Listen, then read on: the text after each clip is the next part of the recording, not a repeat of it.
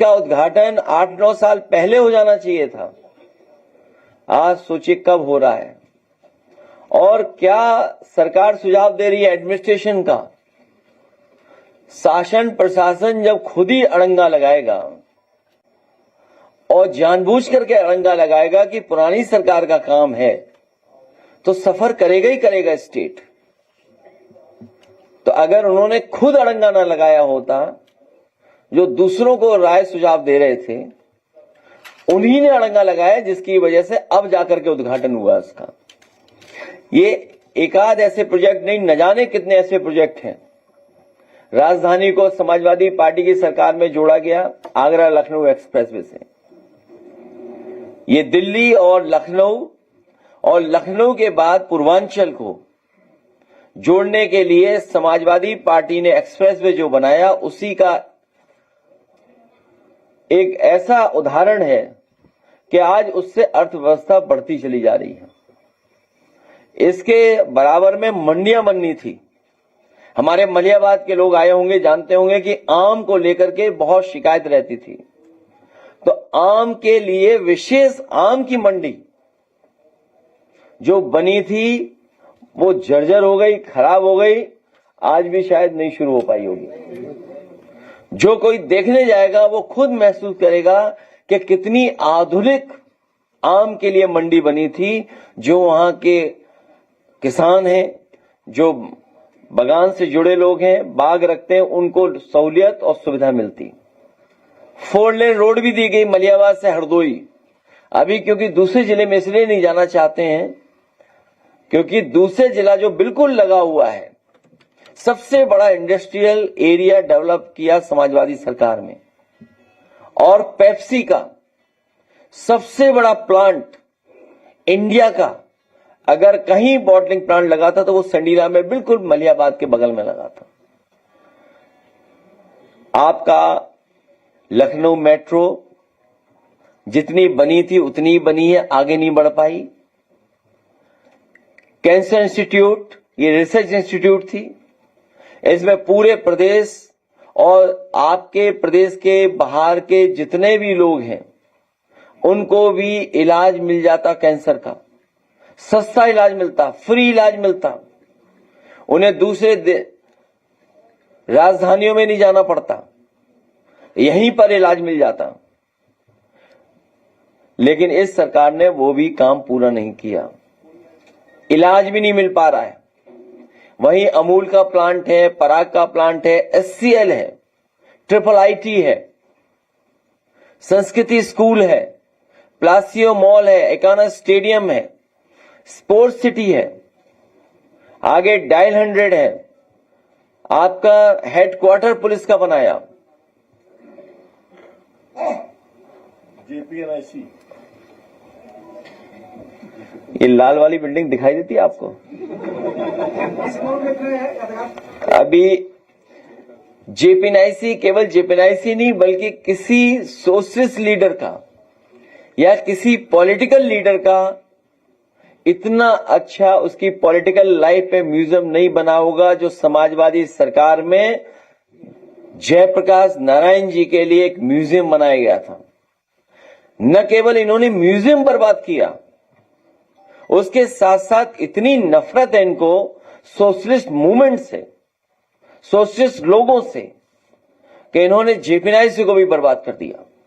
जहां JPNIC बर्बाद किया है, जो एक सेंटर बनता हमारा, जहां पर स्पोर्ट्स का था, कन्वेंशन सेंटर था और सुविधाएं थी, उसको तो बर्बाद किया ही किया है। लेकिन किसी पॉलिटिकल लीडर के लिए इतना उसकी पॉलिटिकल लाइफ पर कोई म्यूजियम नहीं बना होगा देश में जो समाजवादी सरकार ने जेपी के लिए बना करके दिया था।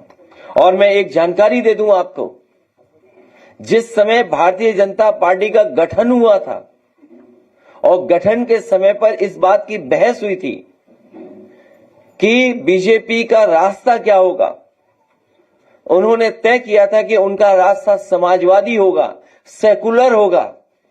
उनके पास कोई समाजवादी नेता या चेहरा नहीं था दिखाने के लिए। जब उनके पहले राष्ट्रीय अध्यक्ष चुने गए, उस समय उन्होंने जयप्रकाश जी की ही तस्वीर लगा करके ये कोशिश की थी और साबित करने की कोशिश की थी कि वो सोशलिस्ट मूवमेंट में इसी रास्ते पर चलेंगे जिनकी तस्वीर लगाई थी। उनके पास कोई नेता भी नहीं था सोशलिस्ट। अगर किसी को इतिहास पता हो तो ये जानकारी कर लें। जेपी की तस्वीर लगा करके उन्होंने सोशलिस्ट बनने की कोशिश की थी। और आज इतनी नफरत कर रहे हैं मुस्लिम भाइयों से। उनके पहले प्रस्तावक भी मुस्लिम थे, उनके राष्ट्रीय अध्यक्ष के। जेपी ने ऐसे ही बर्बाद कर दिया। Alambagh bus station PPP model पर पहला एक एग्जाम्पलरी काम किया, वो भी बर्बाद कर दिया। लोहिया पार्क, क्योंकि अधिकारी खुद घूमते हैं तो थोड़ा बहुत देखभाल करते हैं, लेकिन जनेश्वर पार्क एक ग्रीन बेल्ट थी, लंग्स थी सिटी की। इसलिए क्योंकि आसपास बड़े पैमाने पर हाई रेज बिल्डिंग्स बन गई, मल्टी स्टोरी बिल्डिंग्स हैं, ग्रुप हाउसिंग है, कॉमर्शियल स्पेस है। इसलिए जनेश्वर पार्क को बनाया था। किसी भी शहरी आबादी में इतना बड़ा पार्क देश में नहीं मिलेगा, न देखने को आपने देखा होगा जितना आपका जनेश्वर पार्क था। उसमें क्वालिटी ऑफ प्लांटेशन थी, किस प्लांट को लगाना है वो सब निश्चित था। लेकिन इस सरकार को धन बहुत प्यारा है, धीरे धीरे स्पेस उसका भी बर्बाद कर दिया है। केजीएमयू को वो एक प्राइड थी स्टेट की और देश की। उस इंस्टीट्यूशन को और कैसे बेहतर किया जाए उसके लिए काम किया गया। 500 बेड शताब्दी जो एक यूनिट बंद थी उसको चालू किया गया। इतने डिपार्टमेंट चालू किए जो डॉक्टर्स या कभी सोच नहीं सकते थे। जो डॉक्टर्स ने सुझाव दिया वो हम लोगों ने माना और डिपार्टमेंट्स नए बनाने का काम भी केजीएमयू में किया। ऐसे न जाने कितने अनगिनत काम हम आपको गिना सकते हैं लखनऊ के जो समाजवादी सरकार में हुए। किसान बाजार नहीं रहा, वो कैफे बाजार हो गया। और जो किसानों को रुकाने की सुविधा देने का इंतजाम था वो 3 स्टार या 5 स्टार होटल बना दिया गया। सरकार ने अपनी एसेट बेच दी और अपने लोगों को लाभ कमाने के लिए वो बेच दिया गया। प्रदेश भर के बुनकर आर्टिसियंस बहुत बड़े पैमाने पर हैं। कहने को तो ये कहते हैं 1 डिस्ट्रिक्ट 1 प्रोडक्ट, लेकिन उनके लिए बाजार, उनके लिए स्थान, एग्जीबिशन के लिए उनके लिए अपॉर्चुनिटी अगर किसी ने दी तो समाजवादियों ने दी। शिल्पग्राम जो लखनऊ में बना उसको भी बर्बाद कर दिया उन्होंने। और वेदांता, हालांकि इलाज महंगा है लेकिन समाजवादी लोगों की वजह से ही आया वेदांता हॉस्पिटल। अंसल में जितना भी इन्वेस्टमेंट आ रहा है, हाईटेक सिटी, इंटीग्रेटेड टाउनशिप जो अर्बन प्लानिंग की, अर्बन लिविंग को बेटर क्वालिटी की लाइफ दे, उसके लिए अगर किसी ने काम किया था तो समाजवादी सरकार ने आपकी हाईटेक इंटीग्रेटेड टाउनशिप बनाई थी। उसी का एक उदाहरण है कि इतने बड़े पैमाने पर इन्वेस्टमेंट वहां पर आ रहा है। एससीएल जिस समय मैंने उद्घाटन किया था उस समय और उससे पहले बहुत सारे साथी मुझे जगह जगह मिलते थे। वो कहते थे कि हमारे बच्चे हैदराबाद और चेन्नई या बेंगलोर में पढ़ रहे हैं, माँ बाप से दूर हैं, वो रह नहीं पा रहे यहां पर। अगर लखनऊ में होता इस तरह की कोई इंस्टीट्यूशन तो शायद वो माँ बाप के पास रह पाते। तो इसलिए इन्वेस्टमेंट हुआ, हजारों के लोग वहां पर काम कर रहे हैं। तो ये तो कुछ हमने उदाहरण दिए आपको। न जाने कितने फ्लाईओवर, ब्रिज बने, रिकॉर्ड टाइम में बने। इतने कम समय पे कभी फ्लाईओवर नहीं बन सकते थे। लखनऊ में इतने रिकॉर्ड टाइम में। और मुझे याद है उस समय जो एनडी तिवारी जी हम लोगों के साथ आते थे, रहते थे, कई बार वो खुद इंस्पेक्शन पे निकलते थे कि लखनऊ में कौन सा फ्लाईओवर बन रहा है कि कौन सा नहीं बन रहा है। और एक फ्लाईओवर की तो कहानी बहुत लंबी थी। उसको बनाने के लिए न जाने कितना हम लोगों को मेहनत करनी पड़ी, उसके बाद जाकर के वो फ्लाईओवर बना। और जो उनकी शिकायतें थी या जो उनकी चीजें थी कि ये हो जाए, वो सब शामिल करके हम लोगों ने फ्लाईओवर बनाया। ग्रीन कवर लखनऊ का बढ़ाया, रिवर फ्रंट क्रिएट किया। वो एक ऐसा रिवर फ्रंट जो देश के लिए एग्जाम्पल है कि अगर शहर में साफ सुथरी नदी कैसे बहेगी, उसके लिए एक मॉडल हम लोगों ने तैयार किया। लेकिन सरकार ने खुद बर्बाद कर दिया पूरा। पानी तो इतना गंदा है कि अगर आप पास जाओगे तो नाक बंद करनी पड़ेगी आपको। इसलिए हम आपसे कहना चाहते हैं, न केवल ये काम किए थे, लेकिन इस बार हम लोगों ने मन बनाया, सभी समाजवादियों ने, कि भाजपाई बहुत सारे इस तैयारी में हैं कि सीटें बदल लें या टिकट बदल दें, उनकी हिम्मत हो तो उन्हीं क्षेत्रों से लड़ें। हम समाजवादी लोग तैयार हैं उनको उन्हीं के क्षेत्र में जमानत जब्त कराने के लिए। सुनायल के लखनऊ के जो भाजपाई लोग हैं वो क्षेत्र बदलने की तैयारी में हैं। हम लोगों ने मन बना लिया कि इनके क्षेत्र नहीं बदल देंगे, वहां पर विधायक बदल देंगे, समाजवादी विधायक बना देंगे। और 1090 वुमेन हेल्पलाइन सुप्रीम कोर्ट तक ने तारीफ की थी। सरोजनी नगर के लोग जानते होंगे मिड डे मील हॉट गरम गरम खाना कैसे पहुंचे। अक्षय पात्र शुरू किया था, न केवल एक शुरू किया था बल्कि उनके साथ एमओयू किए थे कि उत्तर प्रदेश में धीरे धीरे और जिलों में भी शामिल किया जाएगा। बाद में प्रधानमंत्री जी के क्षेत्र में वही एमओयू काम आया जो कभी अक्षय पात्रा के साथ समाजवादी सरकार में हुआ था एमओयू। तो बच्चों को समय पर गर्म खाना मिले, स्वादिष्ट मिल जाए खाना, पौष्टिक खाना मिले। और इसी शहर में सबसे ज्यादा लैपटॉप बांटने का काम भी समाजवादियों ने किया।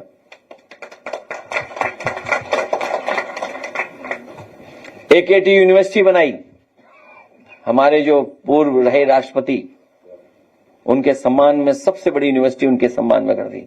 उस यूनिवर्सिटी को भी ये बर्बाद करना चाहते हैं बीजेपी के लोग।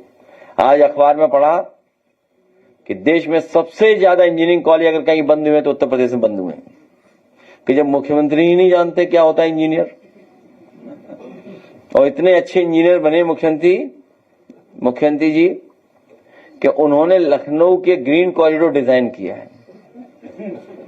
ये जो लखनऊ का ग्रीन कॉरिडोर डिजाइन हुआ है 7,000 करोड़ का, ये किसी इंजीनियर ने डिजाइन नहीं किया है, ये मुख्यमंत्री ने खुद डिजाइन किया है। इसलिए आपको हर जगह रुक करके ही जाना पड़ेगा।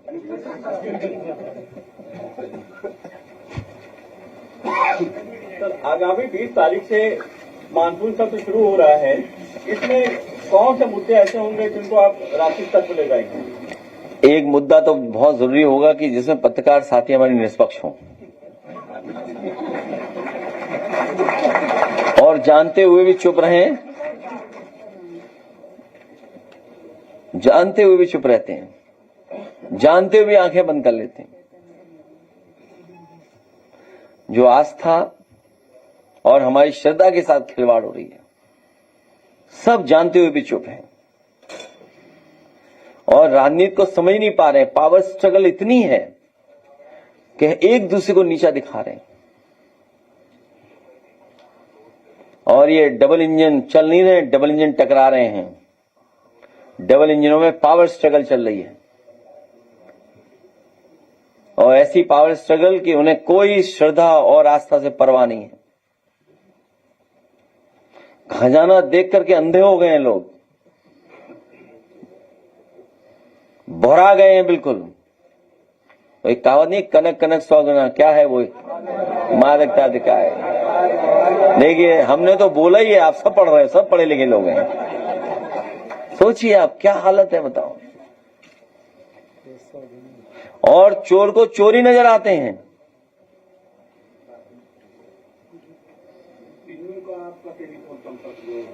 चोर को चोरी नजर आते हैं। आपको भी चोर नजर आ रहा है कहीं? चोर को चोरी नजर आ रहा है। बात तो समझ गए होंगे ना। नहीं, चोर चोर भाई, चोर को चोरी नजर आ रहा है ना, क्या कर सकते हैं आप? मेरा हमेशा एक सवाल है, मानसून सत्र में आप सारे विपक्षी पार्टियों को बैलेट पेपर को लेकर के क्या? अभी जब उनके राष्ट्रीय अध्यक्ष आए तो लगा कि संगठन और सरकार में ऐसा युद्ध चल रहा था कि लखनऊ में कर्फ्यू लगा, ऐसा लग रहा था। तो वो कर्फ्यू था। संगठन और सरकार में इतना झगड़ा बढ़ गया है। देखिए, जब किसी पर कोई काम करने को नहीं होता है तो कहां जाते हैं हम लोग? जब हम पे भी कोई काम करने को नहीं होता था तो हम चाय पीने चले जाते थे। जो सपा के बागी विधायक थे वो नजर नहीं आए। कीर्ति नवीन जी जब आए थे तो उनके स्वागत में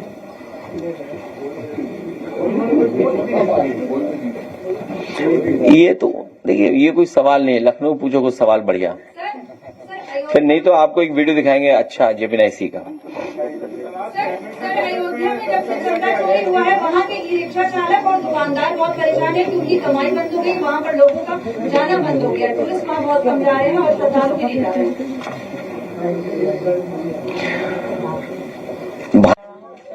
ऐसे तो सभी मिल जाएगा, कल को सब मिल जाएगा।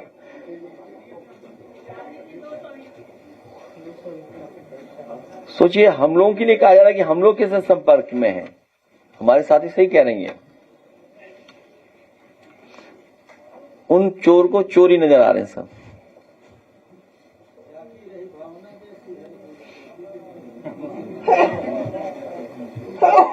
सर, हमीरपुर में सर वारंट किसी और बहुत दुखद घटना है, बहुत दुखद है। यही नहीं, जब छापा पड़ा था तो उनका कंप्यूटर ही गलत नाम दे दिया था। याद कीजिए, 250 करोड़ रुपए निकले थे। ये कोई पहली बार थोड़ी हो रहा है इनकी सरकार में। अन्याय अत्याचार हर सीमा लांघ गया है। यही तो है मॉडल कोई सरकार का। कितना बेरहमी के साथ उसके साथ व्यवहार हुआ है, वीडियोज आए हैं उसके। कोई कल्पना कर सकता है कि इस तरह की ये गलती नहीं है, जानबूझकर गलती करते हैं लोग। पूरी सरकार वनस्पति के नशे में है। सर, जीरो टॉलिंग की बात करें, घटनाएं जो है आसमान छू रही है। जगह जगह पर घटनाएं बढ़ती चली जाए, चाहे मर्डर की बात कही जाए, चाहे बलात्कारों की बात कही जाए, बढ़ता चला जाए, मगर फिर भी सरकार जीरो टॉलिंग की बात कर रही है। करप्शन में जीरो टॉलरेंस भी था इनका। हर जगह जीरो टॉलरेंस केवल नारायण के लिए।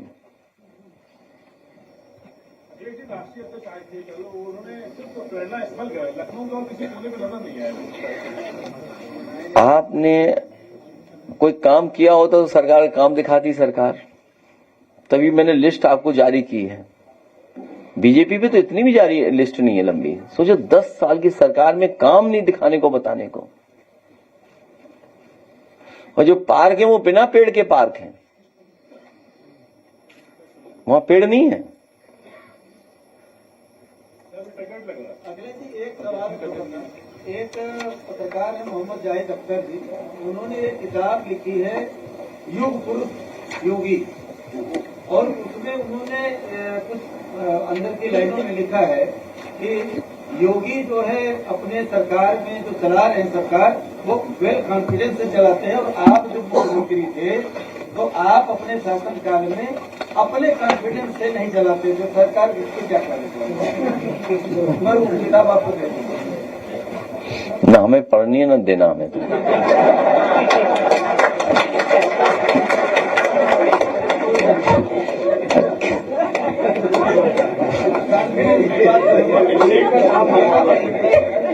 किस पे लिखे हैं ना किताब?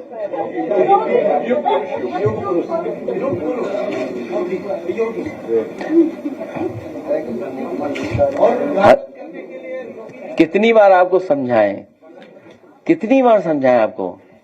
हथेली गरम, पुलिस नरम, जिसका दाना उसका गाना। कितनी बार समझाएं आपको? इसलिए उनकी किताब नहीं पढ़नी मुझे, और उनकी पढ़ करके भी क्या पढ़ेंगे आप? सवाल था कि हर साल जब गर्मी आती है तो होती है वो हमेशा परेशान करती है। ऐसा है, जो घटनाएं हुई हैं उसमें मैं तो यही कहूंगा कि संपूर्ण विश्व में राम भक्त संज्ञान लें जो हो रहा है।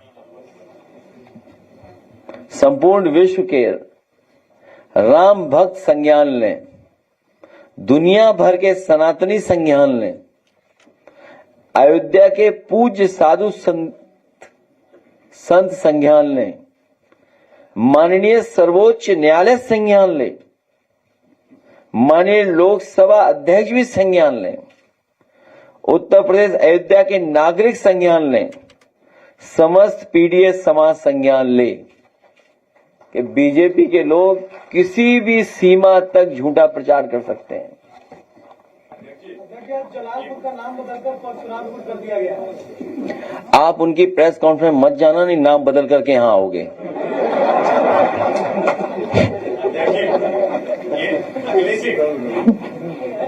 ये जो इसके पहले अरे अपना परिचय दे दो, पहली बार आए हो, पहली बार आए हो, परिचय दो, बिना उसके कोई सवाल में जवाब नहीं होगा। मेरा नाम विजय दुबे है। जी जी, विजय रहो आप, और आपकी विजय हो।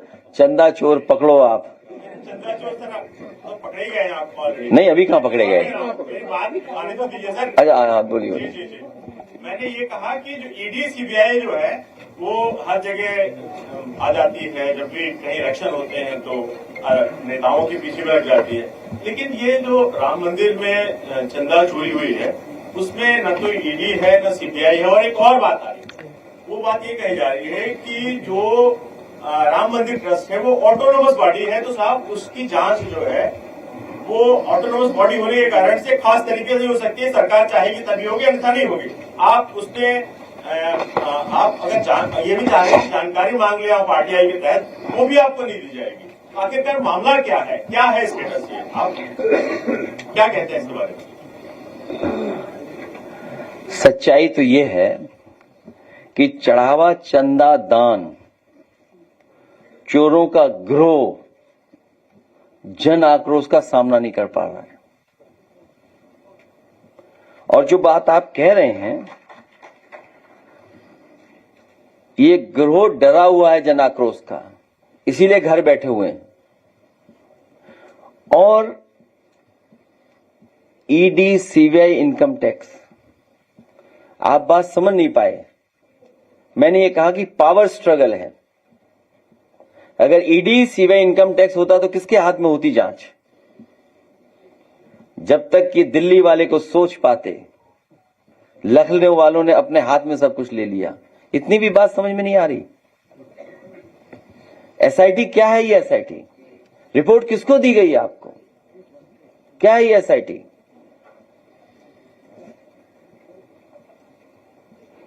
तो इतनी भी बात नहीं समझ में आ रही है आपको? ईडी, सीबीआई, इनकम टैक्स होता तो किसके हाथ में होती जांच? और एसआईटी जांच हुई तो किसके हाथ में है? ये बात भी नहीं समझ में आ रही है आपको? ये पावर स्ट्रगल की वजह से ये सब कुछ हो रहा है। और वो कहावत है ना, जो give a man power you know the character. तो पैसे को देख करके लोग भौरा गए एकदम। और हम तो ये मानते प्रभु श्री राम के बारे में जो पढ़ता है वो लक्ष्मण रेखा खींच के रखे। मर्यादा पुरुषोत्तम, मर्यादाएं को लांग गए ये सब लोग। अध्यक्ष जी, इनके राष्ट्रीय अध्यक्ष ने भी बोला है कि उत्तर प्रदेश में गुटबाजी ना हो, तो ये किसकी ओर इशारा है? क्या चीज? भाजपा के राष्ट्रीय अध्यक्ष अभी आए, उन्होंने बोला कि उत्तर प्रदेश में गुटबाजी बहुत हो रही है, ये ना हो, ये किसकी ओर इशारा है? जहां आम खा रहे थे। फिर आम खाने क्यों गए?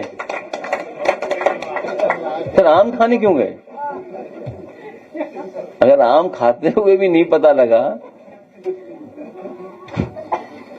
वो नए हैं अभी, यूपी को समझ नहीं पाए अभी। नहीं, वो कर्फ्यू लगा हुआ था क्योंकि संगठन और सरकार में झगड़ा था।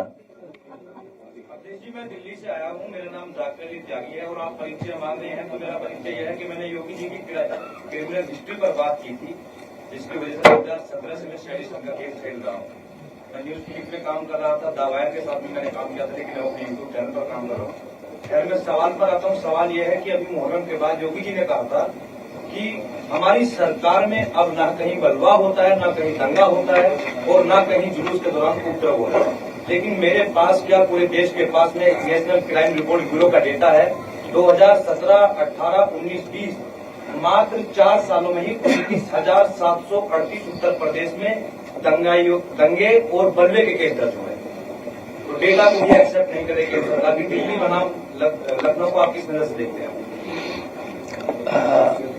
एनसीआरबी के आंकड़े बताते हैं, और अगर आंकड़े जो आप बता रहे हैं वो ही आंकड़े ठीक हैं, तो जब सरकार ही नहीं स्वीकार कर रही है और हमारे साथी हैं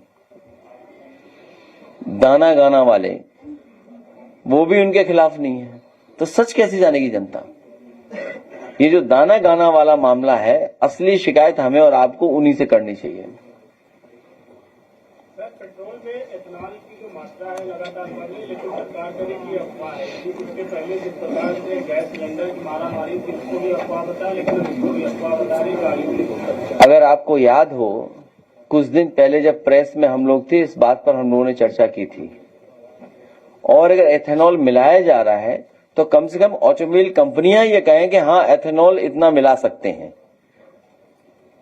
कंपनियां आखिरकार क्यों नहीं ऐड दे रही हैं?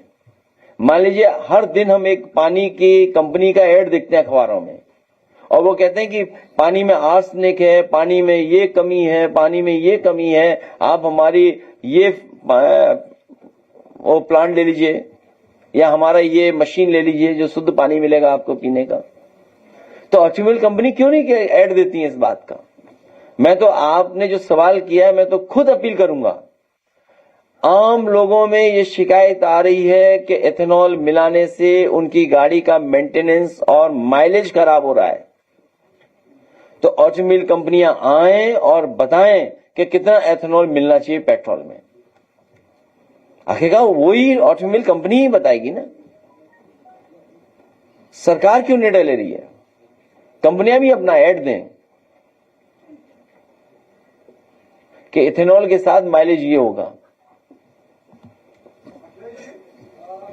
जब आए हुए थे लखनऊ में तो उनके कार्यकर्ता को हनुमान जी बनाकर उनके सामने लगाया जा रहा है।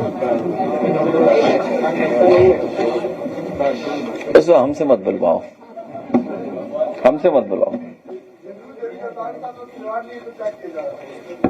अगली प्रेस कॉन्फ्रेंस हो, योगी जी से पूछ लेना आप क्या कहां से लाए थे आप हनुमान जी।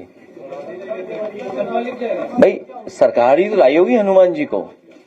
हमें तो वो याद है कि जब पहली बार हेलीकॉप्टर से राम लक्ष्मण सीता अयोध्या गए थे, उसमें हनुमान जी नहीं गए थे।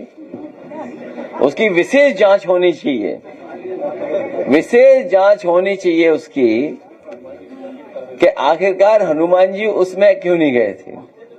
हालांकि हनुमान जी तैयार बैठे थे, उसके बावजूद उन्हें हेलीकॉप्टर में नहीं ले गए। नहीं, कोई और बात थी उसमें। हनुमान जी शूद्र थे।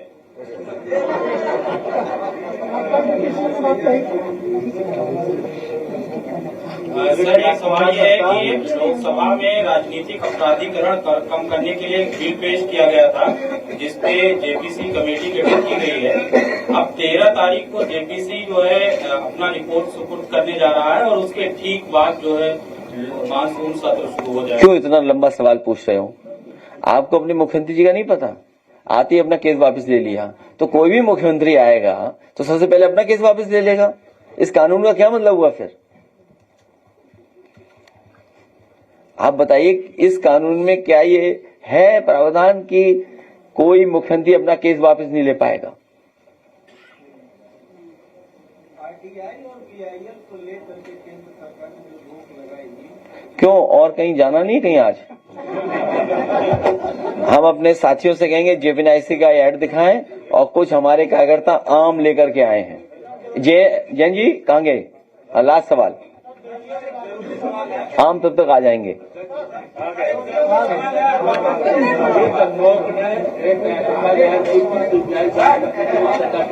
क्या चीज? हाँ हाँ,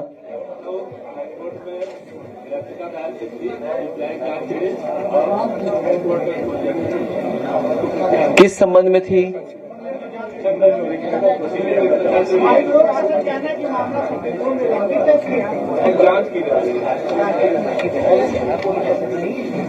अब इस पे कुछ नहीं।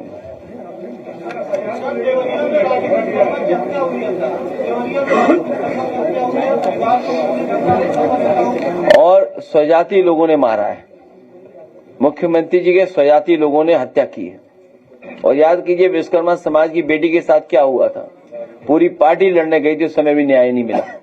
और केवल यही नहीं, एक बेटी जो जौनपुर की मिलके गई थी मुख्यमंत्री जी से, सोचो मुख्यमंत्री जी क्या क्या कह करके उसको घर वापस भेजे। तो इस सरकार में न्याय मिल पाना मुश्किल है। जब सरकार हटेगी तभी न्याय मिलेगा। एक ही संकट है, भारतीय जनता पार्टी। भारतीय जनता पार्टी हटेगी तभी संकट मिटेगा। अभी तक के सर्वे में 273 सीट आपको मिल जाती है ना? अभी तक के सर्वे में 273 सीट आपको मिल रही है। मैं कल रात सपने में ये देख रहा 270 सीट। सच में। ये आपको कैसे पता कि इतना देख रहा था मैं?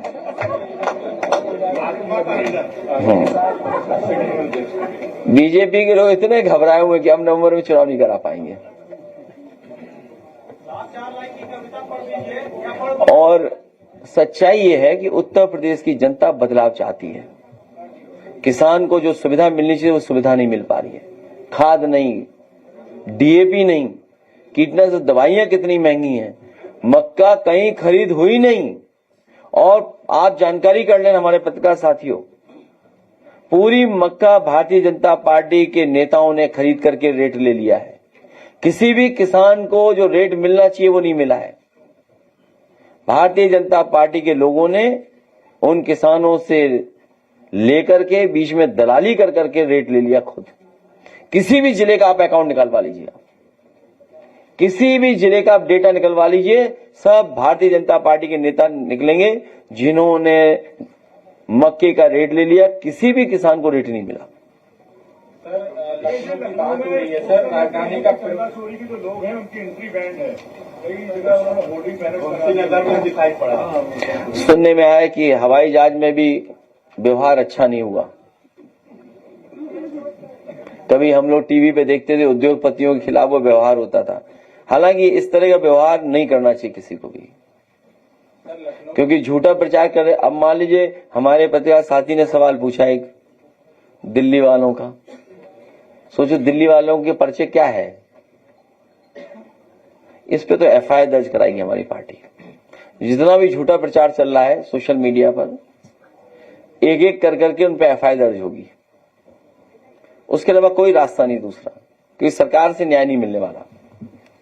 सरकार शिकायत सुनती नहीं है, एक ही रास्ता है, न्यायालय। अरुणाचल प्रदेश की जनजाति है ना, उसका ये दावा है कि चीन लगातार उनकी जमीनें कब्जा कर रहा है, लेकिन जो वहाँ के राज्यसभा सांसद हैं उन्होंने कहा है कि नहीं, ऐसी कोई जानकारी नहीं है, ऐसी कोई घटना नहीं हुई है। और साथ ही साथ सरकार का ये कहना है कि जब ये मानसून बीत जाएगा तब हम पुष्टि करेंगे कि कितनी जमीनें कब्जा की हैं या हुई भी हैं या नहीं। गांव कब्जा नहीं किया। ये बहुत ही गंभीर सवाल है। समाजवादी पार्टी का हमेशा पक्ष रहा है कि चीन से खतरा हमेशा बढ़ता चला जाएगा। और अगर हम आजादी से पहले और आजादी के बाद का इतिहास उठा करके देखें, सबसे ज्यादा जमीनें हमारी छीनी गई हैं चीन के माध्यम से, और चीन ने ही जमीन छीनी है, आजादी से पहले भी और आजादी के बाद भी। सबसे ज्यादा चीन ने हमारी जमीनें छीनी है। भारत की सीमा में सबसे ज्यादा अगर उल्लंघन किया है सीमा का तो वो चीन की फौजों ने किया। लेकिन सरकारें चुप रहती हैं, हमेशा चुप रहती हैं सरकारें। उत्तर प्रदेश का स्वास्थ्य मंत्रालय बहुत ही बेकार है। ध्वस्त है, दवाइयां असर नहीं करती है। 500 mg डोलो खा लो तो भी बुखार नहीं उतरता है। इसको लेकर के क्या कहना चाहिए? प्रदेश पार्टी को सुनते क्यों नहीं है? सबसे बड़ी बात है सरकार पहुंचाओ की बात वो भी नहीं सुनाई देता हमको। वो अपना क्षेत्र ना बदलें। और स्वास्थ्य विभाग को स्वास्थ्य के इलाज की जरूरत है, स्वास्थ्य विभाग को इलाज की जरूरत है। हालांकि